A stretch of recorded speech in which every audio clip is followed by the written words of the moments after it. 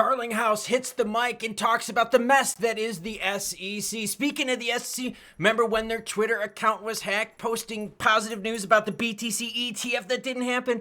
Well, we found out who the hacker was, and it is confirmed. We live in clown world. We're going to talk XRP price at the end, along with Musk, Cuban. Due to the graphic nature of this program, listener discretion is advised. And oh, what a mess it is with the SEC. And by the way, any article you see in this video will be linked in the description below. So let's have some fun. No, your comments come first. You are the most important person. That is why I do this. That is why I do news 7 days a week for you. Mick Prosperity starts us off and says, no one is above the law except Steven Seagal. No, Steven Seagal did the movie Above the Law, but Chuck Norris, maybe Jean-Claude Van Damme, those men are above the law. Ricky Boy says future XRP billionaires who bought tons of XRP. Congratulations. I get what people are going with here. Bitcoin sitting at 67,037. ETH is 25.99. BNB's at 590 while Sol's at 149. XRP 54.6. Sweet 205. Pulling back a little bit from its all-time highs, but still looking juicy. XLM sitting at 9.5 while you're seeing a bigger pullback in meme. H-bar deep in the red as well. Look at that, flirting around with 5 cents. By the way, if we zoom in real quick just to take a quickie looky at H-bar and to see what kind of mess people got themselves in with that, check this out. A little pumpage here and there, but nowhere near the action it was back then. But I think that's with a lot of other cryptos as well. Upside to this depends on how long you're willing to hold and what your risk appetite is. Musk, Cuban, or Sailor? Who's the biggest crypto influencer? Oh, God, who's the one that makes me like want to puke the most? Sailor, seriously, dude's a weirdo. Dude's a weirdo, but you got to be honest though, he's continually pimping Bitcoin. I mean, like, continually pimping Bitcoin. Yeah, I know it's cringy AF, right? Like, I get it. Cringy AF, but like, it works, man. I mean, wouldn't it be nice to have like a Sailor-esque character for XRP?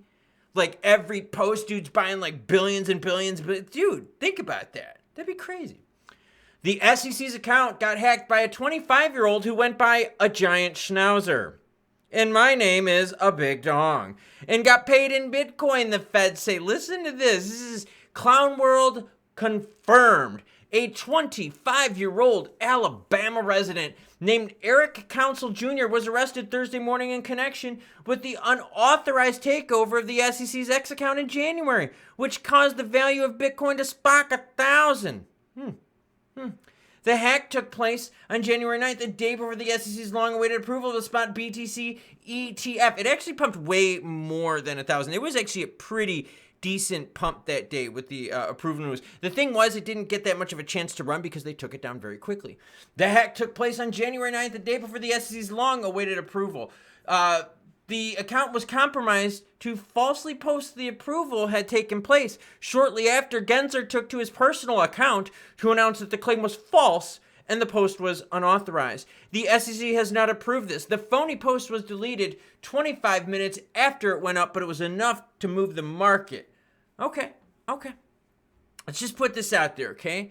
So an Alabama man who goes by the name A Giant Schnauzer is the one that hacked the SEC's account. Okay.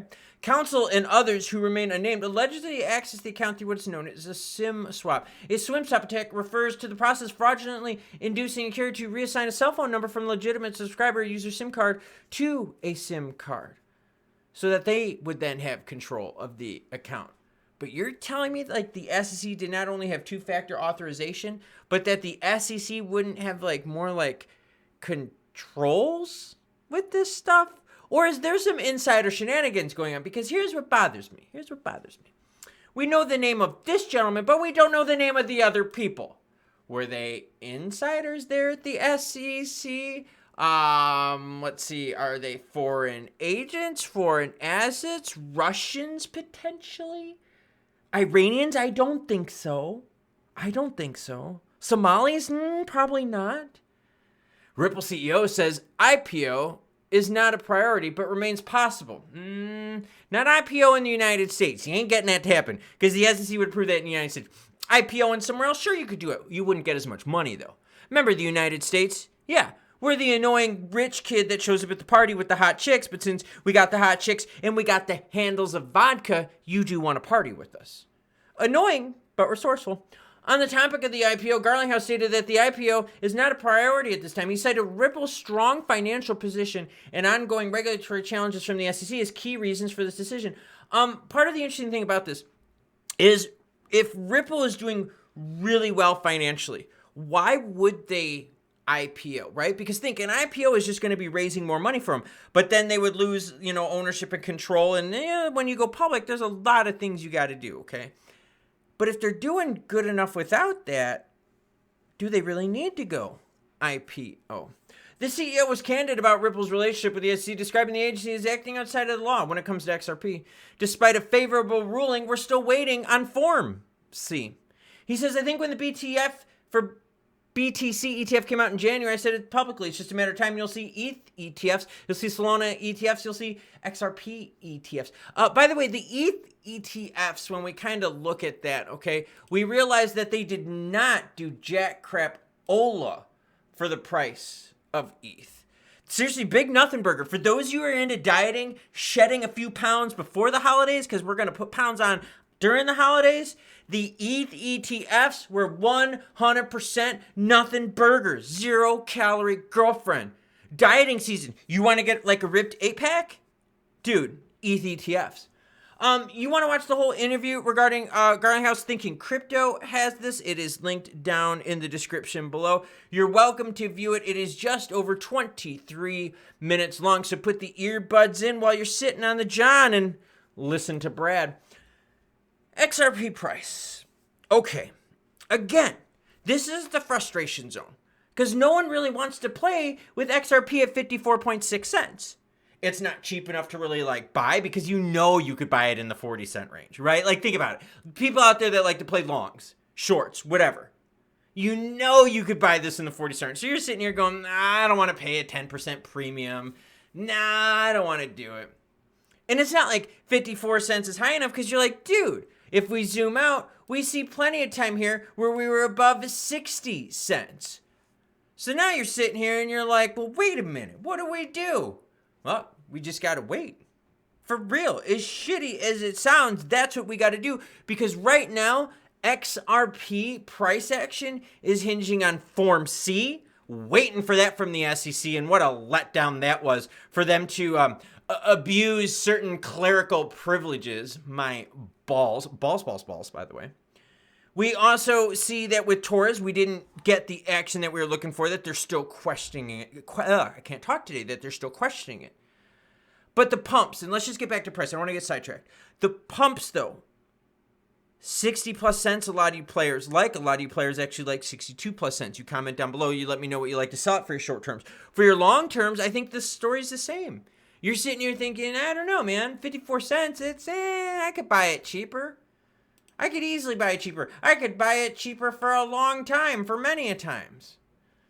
So I don't know. This is the mez zone. But the mez zone right now is giving us 1.4 billion in volume.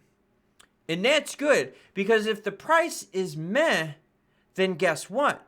Volume is still strong. There's still interest. People still want to build on your action. You're still relevant. You're still juicy. But Klaus, what about the Bollinger Bands? What about the triangles? What about all the Fibonacci? Suck my balls. Seriously, it's all about right now the SEC. It's all about the election coming up in a couple weeks and then the Fed's decision a couple days after the election. And for those of you that live outside of the United States, or for those of you that live in the United States and you got your head up your butt hole, most of you don't. Like 99.9% of you out there are smart AF and you're legit. We're not going to figure out who the president is for a while.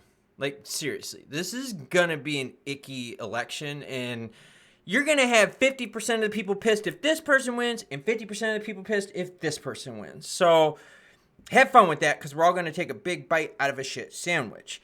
Yeah, we're not going to find that out. So, presidential election, you got the Fed, and you got the SEC Form C.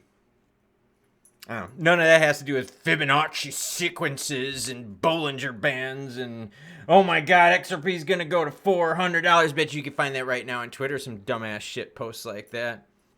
Choo-choo, bitches.